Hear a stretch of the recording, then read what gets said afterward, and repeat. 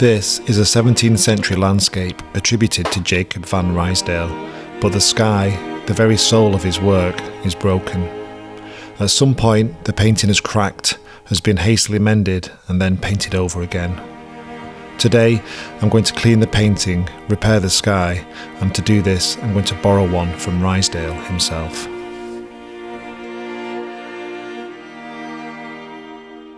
So, as you can see, this painting has been through the wars. There are real areas that need attention. There's parts that have been overcleaned in the past. There's heavy, thick impasto retouching. There's damage across the sky. It's in this frame that I don't think's original, but it's fitted in. You can see them expansion bars on the side. These markings on the back are collection markings, and they may well be from a German dynasty collection, so I'm going to do a little bit of research on those. But before I do any of that, I'm going to have a look at the painting and just see what we'll remove. So it looks like discoloured varnish. It doesn't look like nicotine staining on this painting, so I'm going to go straight in with a solvent that will remove the varnish. And it will also remove historical retouching as well. And even without UV light, looking at these clouds and that sky, I can see that this painting has been retouched in the past. How long ago, I'm not entirely sure, but it has definitely had quite a lot of work done to it. Now I'm testing in the rebate edges here. You can see that's picking up dirt straight away, but it's also removing that varnish, and we can see some of that original sky colour coming through. But we can also see the dullness of that overpaint as well.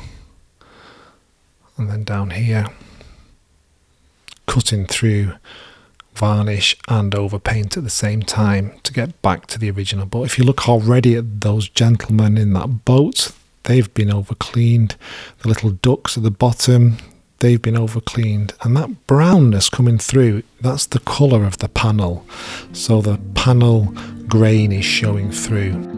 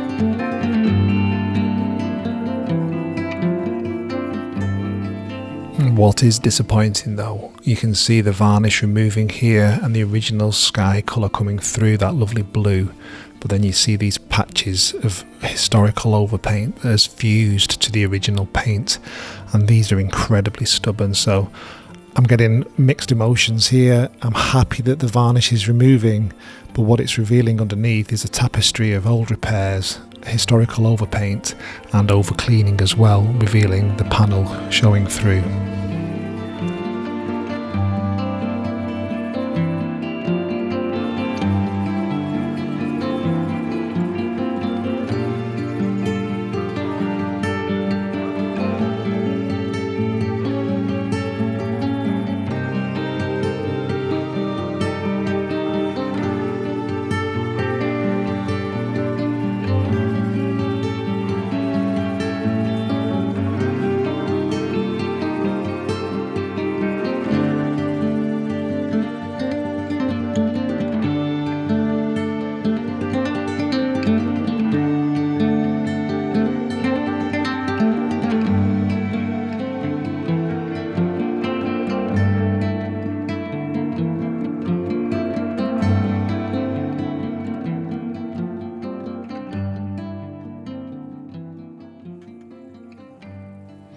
Now, as the clean's progressing, there is some of this historical overpaint that is not removing. It's extremely stubborn. So I've got the light blue underneath, and then this kind of turquoisey blue over the top is historical overpaint to hide when it was cleaned in the past. Now, I can keep going with this, I can keep cleaning it. Some does remove, but what will also happen is some of the original lovely light blue paint will remove, and then you can see the panel coming through underneath. And this is what's happened the last time it's been cleaned. So what I'm going to do is make the decision to stop cleaning this painting in the sky now and leave that overpaint on the top. Now, again, I'm being very tentative in this bottom corner. I'm using my UV light to help me remove just the varnish, not the original paint. It may well remove a little bit of historical overpaint because this painting has been cleaned in the past. So the UV light, whilst cleaning, just helps me remove all that fluorescing green. But as I'm cleaning here on this left hand side, I'm just noticing something start to appear. So as that green varnish is removing, I don't know if you can see it just yet, but I'm going to zoom in for you. Here, this looks like a little monogram or signature. Now, this very rarely happens, but there is definitely something going on here in this section. So when I've done a bit of a Google search on Ruisdael's signature, you can see this capital R with the curl, and the flick is extremely similar to Ruisdael. Now, this could have been added at any point in its history. It could be a forgery, it could be added by someone who wants to give it attribution, or it could be original. Now, there's going to be a lot more work needed to give this painting attribution, but that was just a lovely little find there. So I've stopped cleaning that area now, and let me tell you a little bit about Jacob van Ruisdael.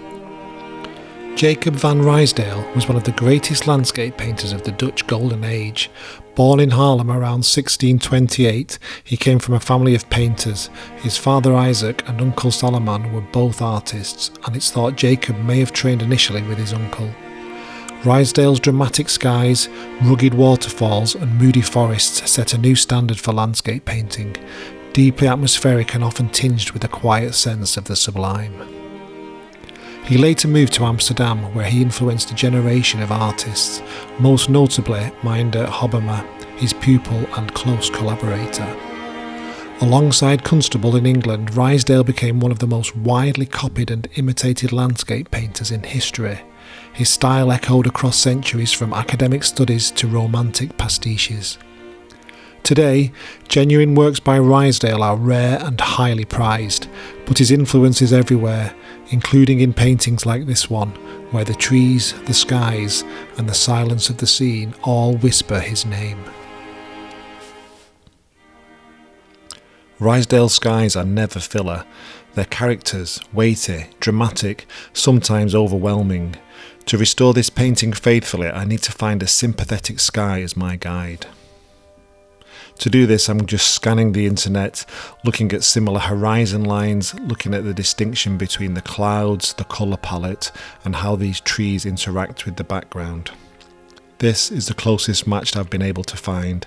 The horizon line is the same, it's got the same light, and this will guide each brushstroke when I look to restore the sky of this painting. So using this image as a guide, I'm going to cut that sky out, the Ruisdael sky, and then overlay this on our existing painting.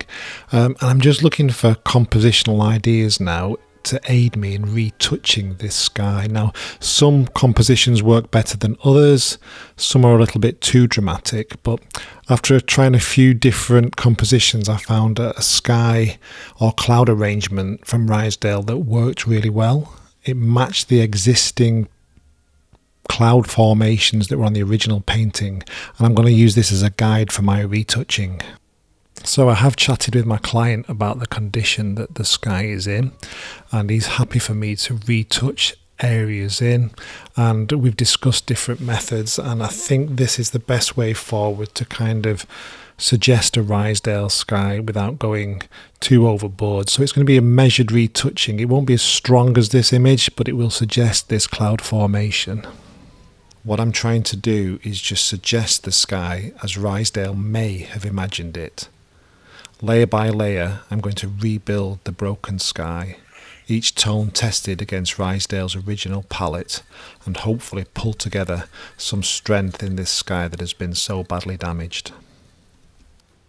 The trick with this will be making it look old rather than new retouching, so I'm going to aim to leave some of the panel painting showing through underneath, so where there's original tones I'm going to leave those in place, and then it's just going to be a matter of building up layers so it doesn't look too fresh, shall we say. So to do this I'm going to start building my palette up. So I've got my white on there, I'm adding some ultramarine blue, and then I'm going to add some cobalt. So these restoration chips, they take a while to become soluble with the solvent, and then they do dry rapidly. So I'm just loading my palette up and getting a few tones mixed up ready to go as kind of starting colours. So once I've got these on the palette, I'll start to introduce a little bit of burnt umber as well. So if I just apply these pigments fresh like this, they're going to look too new and too obvious. So just introducing a little bit of burnt umber into those colours will just tone it down and give the paint a little bit of age as well, so it doesn't look too fresh.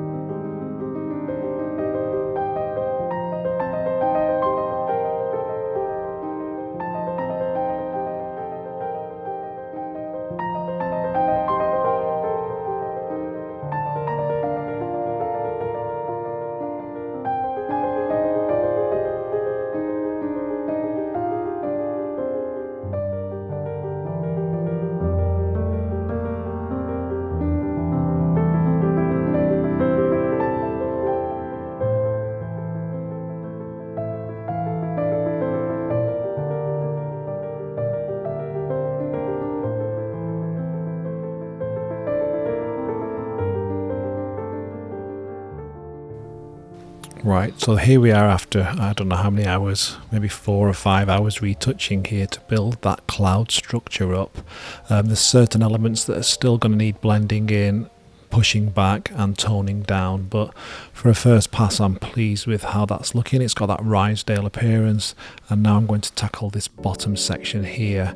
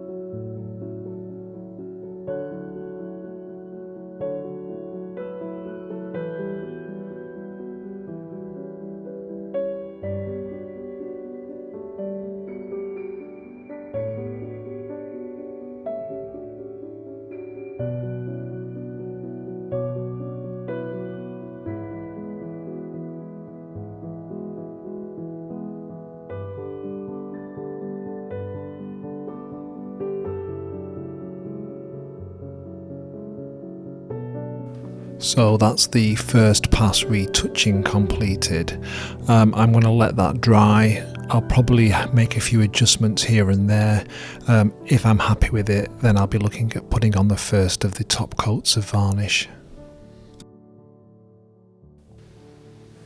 Now, when I came back the next day to look at the retouching, there was a few areas that I did want to address. So around some of the cloud edges there was a hard line, so I did some feathering in there just to soften those edges, and I also increased the blue hue on the left hand side of that main cloud as well, just to bring a little bit of brightness into that area. There was some original pigment left there that did signify that this was the correct colour to use.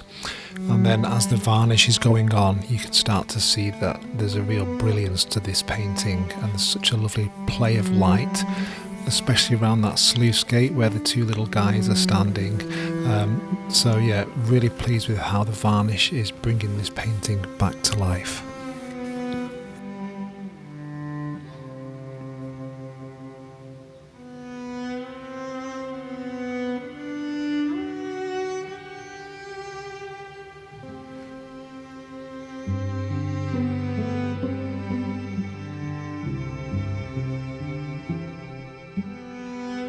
So I'm just checking that that varnish has covered the whole of that painting and there's no dry areas or areas of residue where the varnish may be pulling.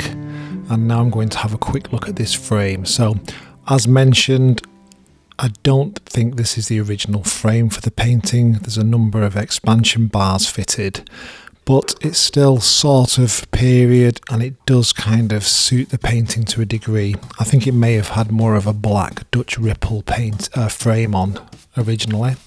So I am going to just tidy this up a little bit. So I'm going to remove all the dust that's caught in that pattern there, and it is quite black in those sections, and then I'm just going to clean it. So just removing any heavy deposits of dirt and dust and accumulations that have landed in there over the years.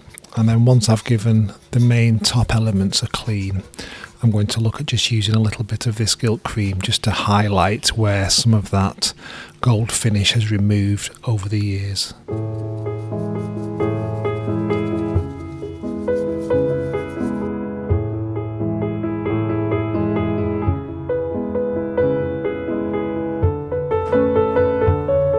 With the painting dry now and the varnish has gone off, I have made a few minor adjustments after that as well, and there's a few areas that needed a little bit of softening and blending in, so I've done that, and now it's ready to be fitted up back into its frame. So the expansion pieces are keeping this straight, so I have to secure those in first as well, so I'm just using some offsets to do that. And then to secure the actual painting in, I'm using these spring clips.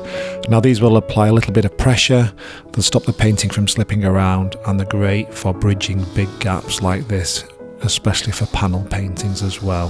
They keep a nice even pressure all the way around. So with that back up now and fitted up, I can put it on the wall and we can see the results of my labour. Now I've spent quite a lot of time retouching this painting, and let's see if we have achieved what we wanted with that sky. So with the retouching finish now, I've really tried to get a balance of a Ruisdael composition of those clouds. I've tried to keep the retouching looking old, so it looks like it's been on there for some time, so it's not really super fresh. I've blended it in as much as possible. I really love these little guys on this boat. I've put those ducks back in. I've put some of the foliage back in that had been lost as well, and these guys on the sluice gate have been strengthened as well.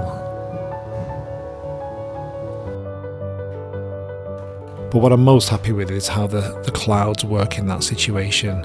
If we think about how it arrived, there wasn't an awful lot going on in that sky. So the other thing we need to discuss is what will go on the nameplate, and I'll be having a discussion with my client about this. We did find that monogram in the corner, so we could possibly put after Jacob van Ruisdael, but we'll see.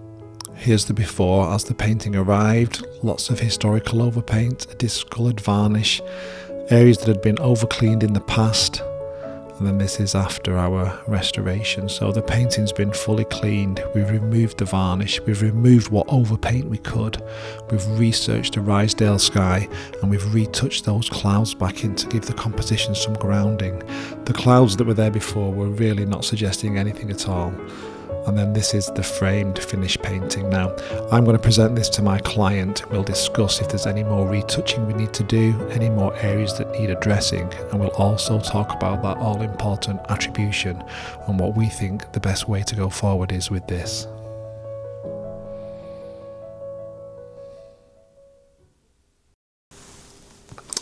Right guys, I hope you enjoyed that episode. Just watching it back there again, there are a few elements that I might need to retouch in again on that join line of that repair. But other than that, I'm really pleased with how it turned out. When you see it in the flesh, it's different to seeing it on the camera. And I'm looking at it here, and it does have age to it. That retouching really does have like a patina to it. So they're not shouting out those clouds. They're in keeping with the picture. I will have a discussion with my client about attribution there, because that monogram or that signature that's half missing half there could really open some doors for this painting. But like I said, there's a lot of work to do to give attribution to a painting, and Jacob van Ruisdael was one of the most imitated and forged artists of all time. So we will see. I'll keep you posted if anything pops up. Thanks as ever to all my patrons for supporting the channel. Welcome all my new patrons that have been joining. I hope you're enjoying the content and all the exclusive videos and paintings that I put over there as well. I think I'm at 169 now. I'm really pushing to get to 200. I've got one of these aprons to give away, which will be clean obviously and brand new. So yeah, I'm really trying to push to 200 patrons. It'd be great to get there at the end of the year. So if you are on YouTube and you're umming and ahhing, there's some great deals on there for new members as well. So maybe head over and have a look at supporting the channel. Weather in Manchester is gorgeous. I know that just blows out, but it is blue skies and it's proper autumnal now. All the trees are changing to that lovely yellow colour. So yeah, I have got some more paintings coming your way, and I've got an exciting video coming up next. So tune in very soon, and I hope you will enjoy it. So other than that, have a lovely weekend. Hope you're all well, and I'll catch you on the next one. Okay, cheers guys. Oh, and before I forget, while I was looking at attribution, I found this image of another painting by Jacob van Ruisdael called Sluice Gates, because I was looking at the spelling, and it looks like it's a scene that or a theme that he visited a few times. So here we can see this sluice gate being constructed, similar kind of guys hanging around, similar kind of landscape, and I just thought it was interesting that this is a theme, and it could well be that the site he painted in this picture could be one that he visited after its construction as well. So I just thought that was interesting. So anyway, I am going now. Have a lovely weekend. Catch up soon. Cheers guys. Bye.